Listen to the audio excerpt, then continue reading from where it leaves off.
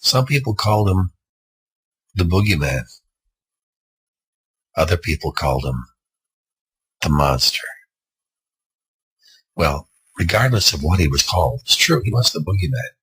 And he did go by that name. And he did live in a house. Nobody even saw him for weeks on end. But he would come out at night and walk the house. And when the little kids would see him, he'd scream and run away, say, "The Boogie Man, the Boogie Man." And he'd laugh about it. You'd think it was funny. And, of course, the parents of the little boy would say, like, "Sure, I know you're afraid." And they'd hug him and all this other stuff. And okay, "We'll put you back to bed now." And they put him back to bed. Well, the Boogie Man would sit there at the doorway, and the mother and the father couldn't even see him unless he wanted them to.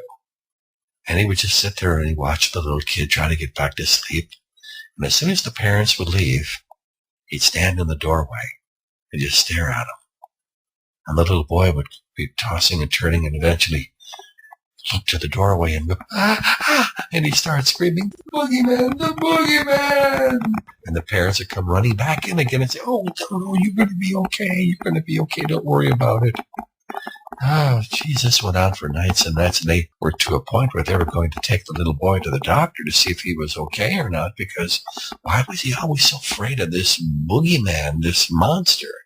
Well, the boogeyman just sat there in a chair every now and then and just read his little comic book that he had, and sometimes he'd have to hide in the closet during the day because, when it's a little bright like that, it was really hard on his eyes.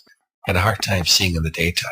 So he would go into a closet, and he would just sit there. Or he'd go up into the bedroom under the bed, but usually it would just be in a closet because it was so dark. And he would read his comic book, and he'd have to use a little flashlight that he had. And just real small flashlight, like one of those little LED flashlights. And he'd put on the light, and he'd look at it. He'd be reading his comic book, and every now and then you could hear him go, You'd hear him laugh a little bit every now and then. He'd have to be real careful because if he laughed too loud, they would actually hear him, and they'd wonder what the heck is going on inside that closet. Well, the boogeyman didn't want to be discovered, of course, and they couldn't really see him unless he wanted them to, but sometimes under certain conditions, depending upon either the temperature or time of day or night or whatever, whether they had a candle or something to that effect, there had to be certain conditions and they could actually see him. I mean, everybody could see him. He had no control over it whatsoever. And he was kind of leery about that. He was really concerned that maybe one of these days he was going to get caught. They'd grab him by the collar and toss him outside. He was worried about that. He was really concerned about it. So the boogeyman, he kind of always made sure that he stayed in the closet or someplace where he couldn't be seen. Like I said, under the bed or behind the curtain or someplace behind the lamp, anywhere that it was dark. Anywhere that it was dark, because he liked it in the dark. He was comfortable there. Easy on the eyes, felt good, and he could appear anytime he wanted to these kids. The kids, he liked to appear in front of the kids because they were the ones he could do almost anything, and the parents wouldn't even believe him. "Is that the boogeyman?" "Oh, yeah. They'd pat him on the back, all that stuff. Well, this went on and on and on for days and days. And, well, the little boy, he was pretty a smart little kid. He was like in I think the 4th or 5th grade. He was one of those little science kids, Well, he had some ideas of his own that he was going to one day catch this boogeyman. Well, he never said it out loud, and the boogeyman never suspected it because, after all, he felt like he was in charge, and he could go into any house he wanted to. I mean, he could go across the street and go into their house and scare all the kids over there if he really wanted to, but he just kind of felt comfortable where he was, and that's where they got the phrase, "It's a haunted house." Yeah, he was the one who helped people say that it's a haunted house, and he would help them by appearing every now and then and making it seem really real, which in fact it was at the time, because he would be seen only to the kids, sometimes to the adults. And with these camcorders and stuff and all these people taking pictures, he used to laugh that off. He said it's very, very rare that anybody would catch a picture of him because something about the light and the consistency of his body, it didn't reflect well. And if it didn't reflect well, they wouldn't be able to see it. It'd be like invisible. So he wasn't too concerned about flashes, but he was concerned about those flashes with really, really high-speed cameras that could catch things quickly. Because a lot of times when they were flashing like that, he'd have to move to the side, and it would cause little bubbles like bubble trails. And that's when you see in a lot of pictures, these little bubbles and stuff in the pictures. Well, that's when the boogeyman would run off to the side and leave the little bubble trails. And you probably have seen those pictures that have those little bubbles in. Yeah, that was pretty close. That was a close call. And some people in the past have gotten pictures of the boogeyman and stuff like that, and other people of the past and people who have gone long before. Well, sure. I mean, you can catch a picture every now and then, but it's very rare, and he wasn't concerned about it. But what happened is this little science boy come up with an idea. He was going to cause the room to get really dark. And it would get so dark that he thought that the boogeyman would be off guard. Because it was so dark, he thought the boogeyman would come out. And it's true, the boogeyman would come out if it's really dark. That's why you turn a light on and zip right back into the closet. That's what would happen.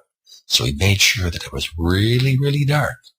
And then he had set up some special cameras with very bright flashes. And with this very bright flash, it would reflect into the back through mirrors. And these mirrors would shoot back the light from all angles, like about 8 different points of view. When he shot one flash, they'd all focus right into the middle of the room. And there would be reflection from any place. So if there was going to be something there, he would catch it on the digital camera. That's what his plan was. So Friday night was rolling around, and he could stay up as late as he wanted to because it was the weekend. He didn't have to get up in the morning for any special events or anything like that. It was like a day off. Saturday was his day off. So he could stay up late, and his parents wouldn't bother him.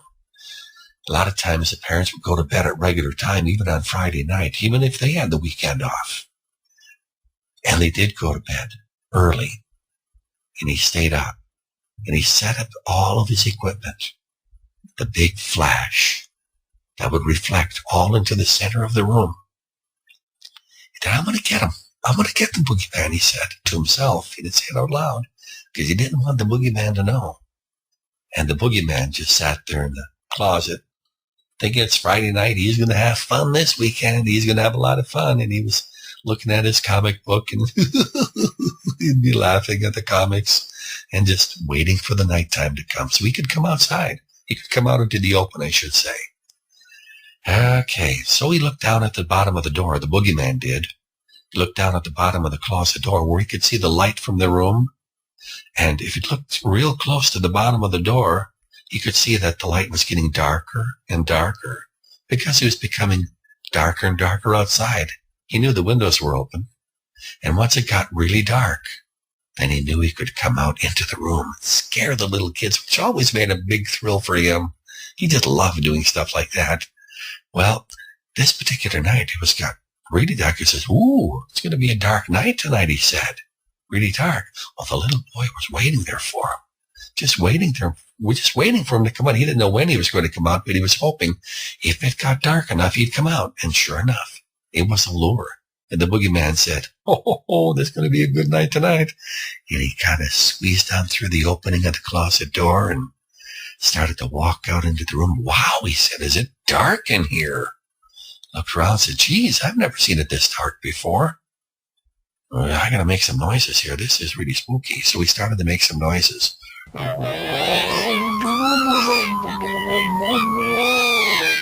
Stuff like that. He'd make all kinds of these crazy sounds that would sound real scary, like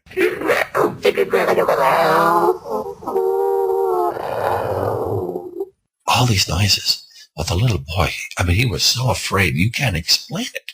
He was actually trembling. He was so afraid. He was just trembling. He was just afraid, and he felt the chill in the air as well, too. He was so afraid, but he thought, and he put his hand over the switch ready to snap the flash, ready to flip that flash on. He just waited. He could feel the coldness in the air, and he knew that the boogeyman was there. He's always heard that when it gets cold in the room like that, the boogeyman will be there.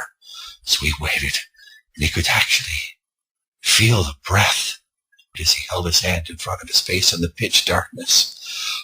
He would go like that and blow. Like that, he felt it. And the boogeyman was still trying his little tricks, making noises.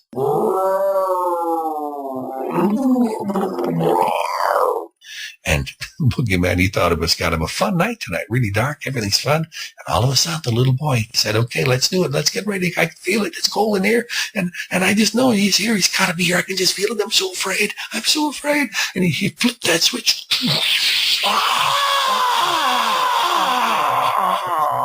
Oh my gosh, the boogeyman said, what the heck was that?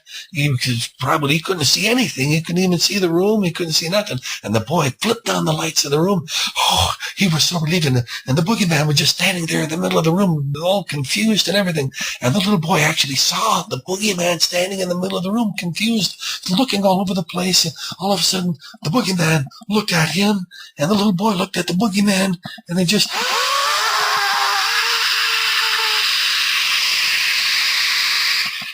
And all of a sudden, he just dissolved back into the closet. He just dissolved into the closet and stayed there. And the little boy, he was pale as a ghost. Pale as a ghost. He could hardly breathe. And he had the picture.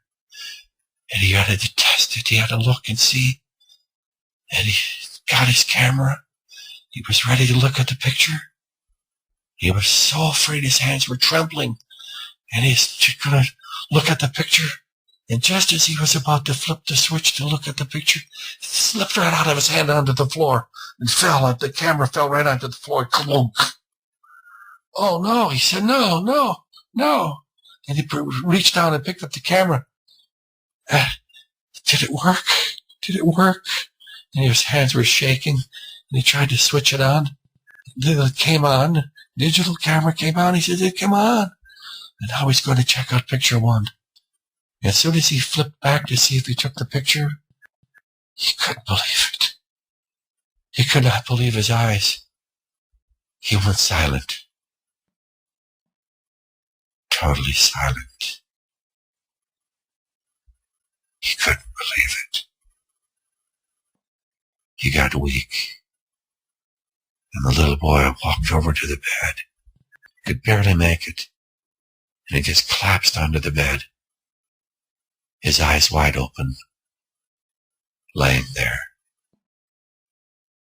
He just stared. The camera laying next to him. The camera was laying next to him with a picture of the boogeyman.